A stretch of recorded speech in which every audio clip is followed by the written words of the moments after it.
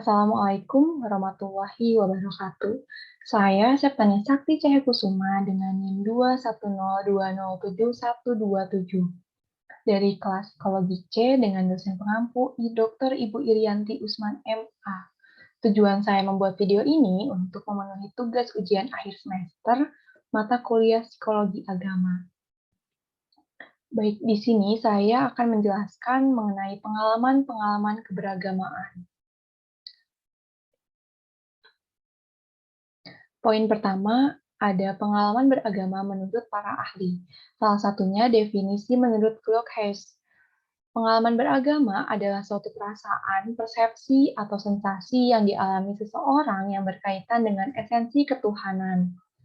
Jadi, dapat kita artikan bahwa ketika seseorang merasakan suatu perasaan, lalu mendapatkan suatu persepsi ataupun sensasi yang berhubungan dengan ketuhanan, hal tersebut dapat kita katakan bahwa seseorang tersebut telah mendapatkan pengalaman beragama. Selanjutnya, terdapat 4 tipe pengalaman beragama. Yang pertama, ada tipe confirming, di mana seseorang mengetahui atau merasakan keyakinannya adalah benar. Pada tipe ini, biasanya seseorang ketika sedang melaksanakan ibadah yang intensif, misalnya pada agama Islam sedang umroh ataupun haji. Lalu yang kedua ada tipe responsif, artinya di mana seseorang merasakan bahwa Tuhan memperhatikannya. Contoh ketika seseorang sedang berdoa lalu doanya dikabulkan oleh Tuhan. Contoh lain, misalnya ketika seseorang menertawakan temannya yang jatuh dari sepeda. Lalu Tuhan menegurnya dengan dia ketika sedang mengendarai sepeda, dia pun sama halnya dengan temannya yaitu terjatuh dari sepeda. Lalu yang ketiga ada tipe estetik, di mana seseorang mendapatkan pengalaman keintiman dalam berkomunikasi dengan Tuhan, tetapi disertai kondisi psikologis tertentu, misalnya dalam keadaan bahagia. Nah, selanjutnya ada yang keempat, tipe revelational.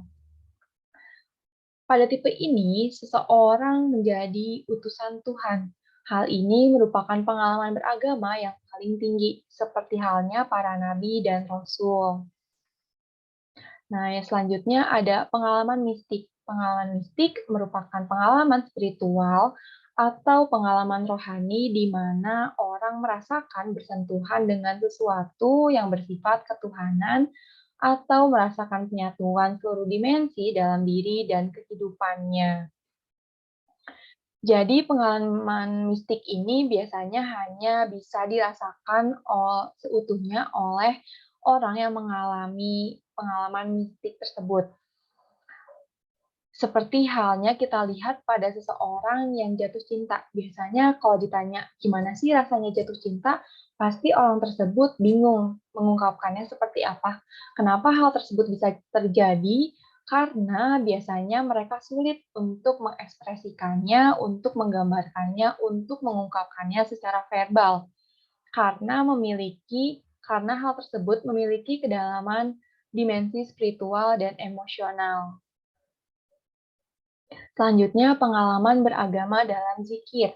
Menurut Subandi, tahun 2009, subjek yang melakukan zikir dengan teknik tertentu menemui berbagai bentuk pengalaman beragama. Secara khusus, zikir adalah amalan yang dilaksanakan dengan membaca kalimat-kalimat tertentu seperti tasbih, tahmid, takbir. Nah, selanjutnya secara umum pelaksanaan zikir dibagi menjadi 2. Yang pertama, zikir yang diucapkan dengan lisan dengan suara yang keras. Dan yang kedua, zikir yang diucapkan dalam hati. Selanjutnya, pengalaman mendekati kematian. Pengalaman mendekati kematian merupakan pengalaman yang intens dan memiliki pengaruh yang luar biasa terhadap orang yang mengalaminya. Jadi, seseorang yang pernah atau memiliki pengalaman mendekati kematian, biasanya pengalaman tersebut akan memberikan dampak efek yang luar biasa pada orang tersebut. Nah, selanjutnya terdapat elemen-elemen dasar dari pengalaman mendekati kematian, di antaranya Yang pertama, ada mendengar suara yang aneh, lalu perasaan damai dan hilangnya penderitaan, lalu perasaan keluar dari tubuh, lalu pengalaman merasakan melewati terowongan, lalu naik ke atas langit dengan cepat, lalu ada perasaan bertemu dengan orang-orang dalam bentuk cahaya, bertemu dengan wujud cahaya yang sangat kuat pancarannya, lalu melihat reka ulang kehidupan, lalu perasaan enggan untuk kembali ke dunia. Nah, dari berdasarkan pembahasan yang tadi telah diuraikan, telah dipaparkan, dapat kita tarik kesimpulan bahwa setiap individu memiliki bermacam-macam pengalamannya masing-masing, baik itu pengalaman mistis, pengalaman dalam zikir, lalu pengalaman mendekati kematian. Ketiga pengalaman tersebut berisikan pengalaman individu yang dialami ketika dirinya berhubungan dengan Tuhannya.